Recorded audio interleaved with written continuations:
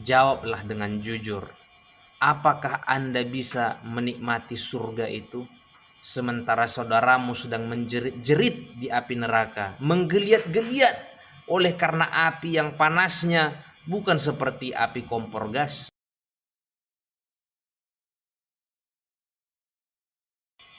Shalom kawan-kawanku yang baik, dimanapun kita berada pada malam hari ini. Saya mau berbagi kabar baik kepada kita. Bukan sembarang kabar baik, tetapi kabar baik yang dalam benak banyak orang adalah sesuatu yang menyeramkan, menakutkan, dan mengerikan. Kabar baik itu adalah kabar baik mengenai neraka. Neraka diciptakan Tuhan, tujuan utamanya bukanlah sebagai tempat untuk menyiksa manusia siang dan malam selama-lamanya, tetapi sebagai satu tempat untuk membinasakan atau memusnahkan.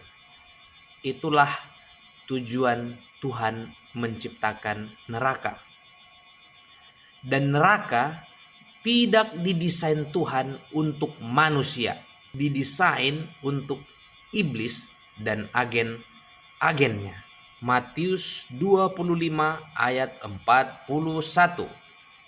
Dan ia akan berkata juga kepada mereka yang di sebelah kirinya, enyahlah dari hadapanku, hai kamu orang-orang terkutuk, enyahlah ke dalam api yang kekal yang telah sedia untuk iblis dan malaikat-malaikatnya. Jadi api neraka itu disediakan Tuhan untuk iblis dan malaikat-malaikatnya. Itulah tujuan utama neraka itu diciptakan Tuhan. Memang di sini ada kata kekal. Tapi kata kekal di sini bukanlah suatu periode waktu yang tidak berujung. Penasaran? Kalau penasaran, silakan berikan komentar di kolom komentar. Nanti di video selanjutnya saya akan memberikan keterangan, saya akan memberikan penjelasan apa artinya api kekal. Oke? Kita lanjut dulu topik pada malam hari ini. Pertanyaan saya pada malam hari ini sederhana saja. Coba bayangkan, tutup mata kita dan merenung. Anggaplah api neraka itu selama-lamanya. Teman-teman pernah nggak berpikir selama-lamanya itu berapa lama? Selama-lamanya itu bukan 1000 tahun, bos. Selama-lamanya itu bukan 1 miliar tahun, bos. Selama-lamanya itu satu waktu yang tidak ada ujungnya. Selama-lamanya, nggak ada ujungnya, nggak ada akhirnya. Bukan 1 triliun tahun, nggak ada ujungnya. Itu artinya selama-lamanya. Dan coba merenung sedikit. Anggaplah teman-teman masuk surga. Lalu saudara-saudaramu yang lain, ibumu, adik-adikmu, tetanggamu masuk neraka. Dan di surga itu Anda bernyanyi memuji Tuhan, menikmati alam semesta, menikmati persekutuan. Jawablah dengan jujur. Apakah Anda bisa menikmati surga itu sementara saudaramu sedang menjerit-jerit di api neraka, menggeliat-geliat oleh karena api yang panasnya bukan seperti api kompor gas, tapi yang panasnya berlipat-lipat karena memang itu didesain untuk membinasakan. Dan itu bukan 1000 tahun, bos, di dalam api neraka, selama-lamanya. Mungkinkah Anda bisa menikmati surga itu? Saya pribadi nggak masuk akal ini. Saya tidak mau menyembah Tuhan yang seperti itu. Saya tidak mau menyembah Tuhan yang seperti itu. Saya mau menantang dia. Dan pantasan banyak orang jadi ateis. Pantasan. Karena pikirannya sudah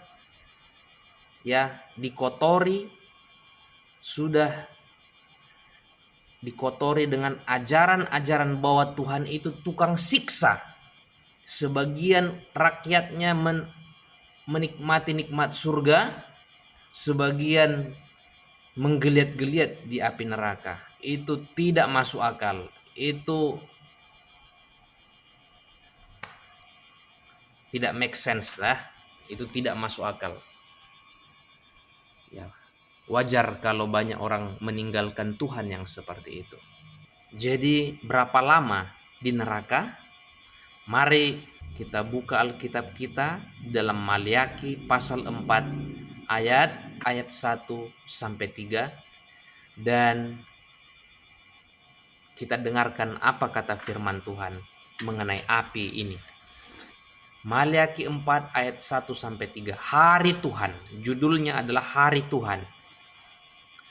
Bahwa sesungguhnya hari itu datang, menyala seperti perapian, maka semua orang gegabah dan setiap orang yang berbuat fasik menjadi seperti jerami dan akan terbakar oleh hari yang datang itu, firman Tuhan semesta alam, sampai tidak ditinggalkannya akar dan cabang mereka. Tetapi kamu yang takut akan namaku, bagimu akan terbit surya kebenaran dengan kesembuhan pada sayapnya. Kamu akan keluar dan berjingkrak-jingkrak seperti anak lembu lepas kandang. Kamu akan menginjak-injak orang fasik, sebab mereka akan menjadi abu di bawah telapak kakimu pada hari yang kusiapkan itu, firman Tuhan semesta alam. Mari kita analisa beberapa kata pada ayat ini, lalu mari kita simpulkan bersama. Judulnya adalah Hari Tuhan.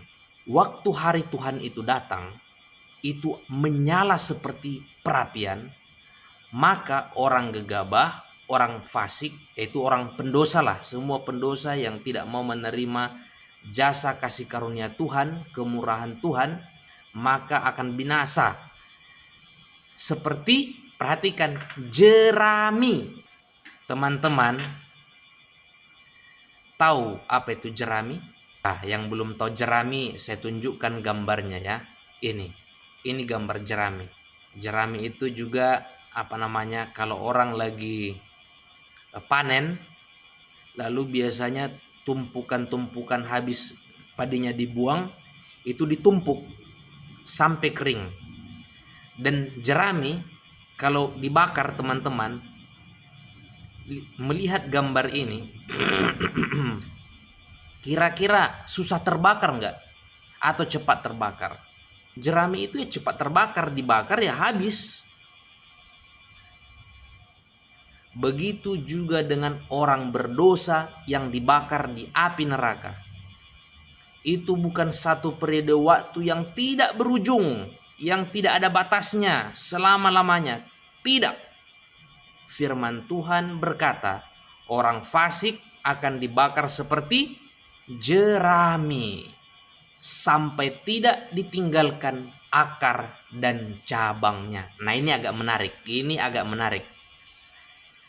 Jadi orang berdosa masing-masing kita beda-beda dosa kita, betul teman-teman ya. Satu pencuri, satu pembunuh, satu membunuh satu orang, satu kasusnya genosida massal, membunuh jutaan orang. Tuhan tuh fair. Tidak sama dosa pencuri ayam dengan dosa yang membinasakan 1 juta orang. Tidak sama dosa pencuri ayam dengan dosa yang membantai massal manusia. Ya, firman Tuhan berkata, saya akan bacakan. Yeremia 17 ayat 10. Tuhan itu adil. Amin. Aku Tuhan yang menyelidiki hati, menguji batin, untuk memberi balasan kepada setiap orang setimpal dengan tingkah langkahnya, setimpal dengan hasil perbuatannya. Kalau pencuri ayam dengan yang membasmi massal jutaan orang sama hukumannya, maka Tuhan itu tidak adil. Saya pribadi tidak. Nurani ini bagaimana ya?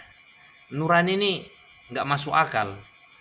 Dan tentu firman Tuhan berkata, masing-masing kita akan diadili dan dihakimi sesuai dengan perbuatan-perbuatan kita masing-masing.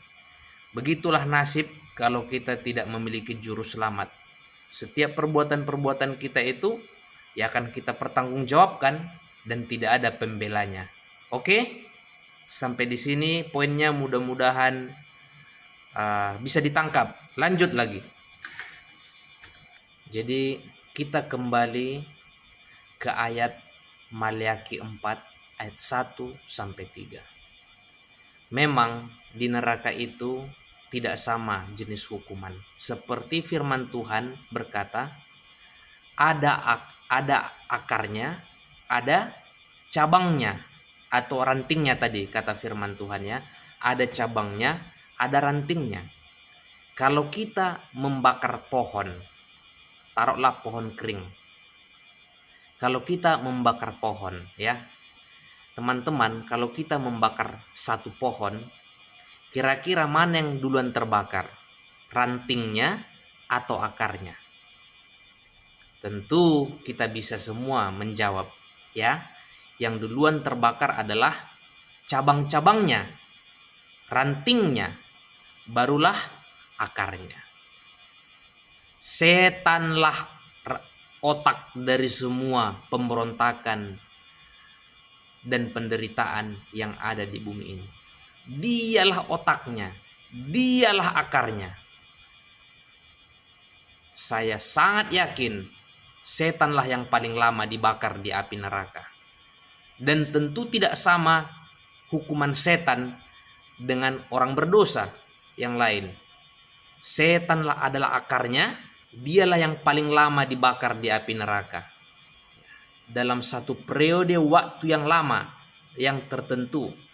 Tetapi para pendosa-pendosa yang lain itu akan terbakar sesuai dengan perbuatannya masing-masing. Kesimpulan.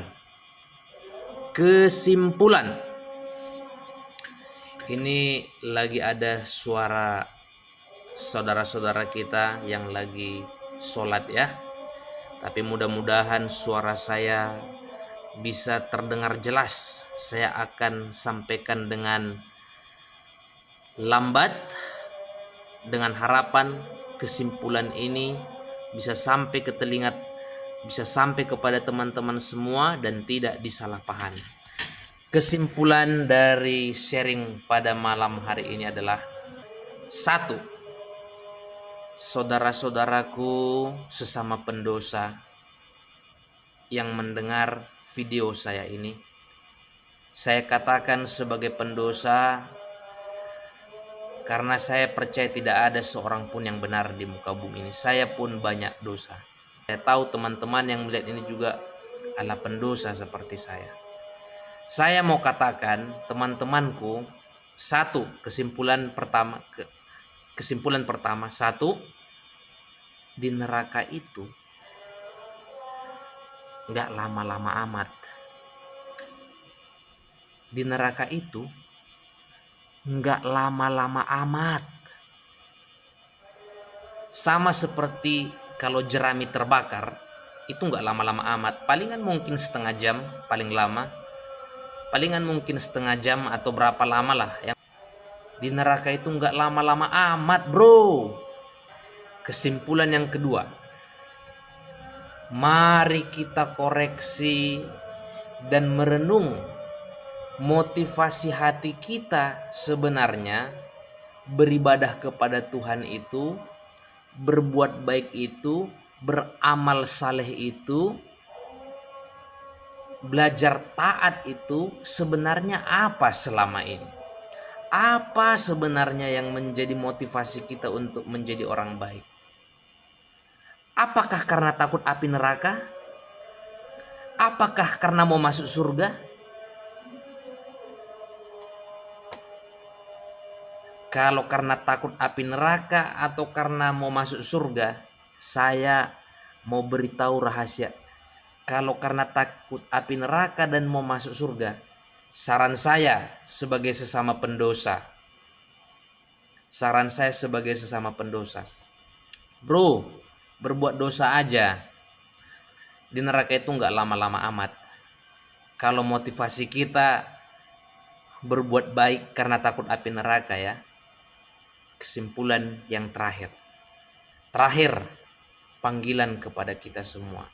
Marilah kita berdoa kepada Tuhan supaya Tuhan menyembuhkan hati kita, menyembuhkan motivasi kita yang kotor dan salah selama ini, dan kita meminta pertolongan Tuhan supaya kita bisa memandang Tuhan dengan benar. Saya berdoa supaya kita semua yang mendengar sharing pada malam hari ini bisa memandang Tuhan dalam keindahannya, bisa mengenal karakter Tuhan yang adalah kasih sesuai dengan 1 Yohanes 4 ayat 8. Sebab Allah adalah kasih. Biarlah motivasi kita Tuhan ubah supaya waktu kita melakukan perbuatan-perbuatan baik, belajar menurut hukum Tuhan, memelihara hari Sabat Tuhan yang benar, hari yang ketujuh, belajar untuk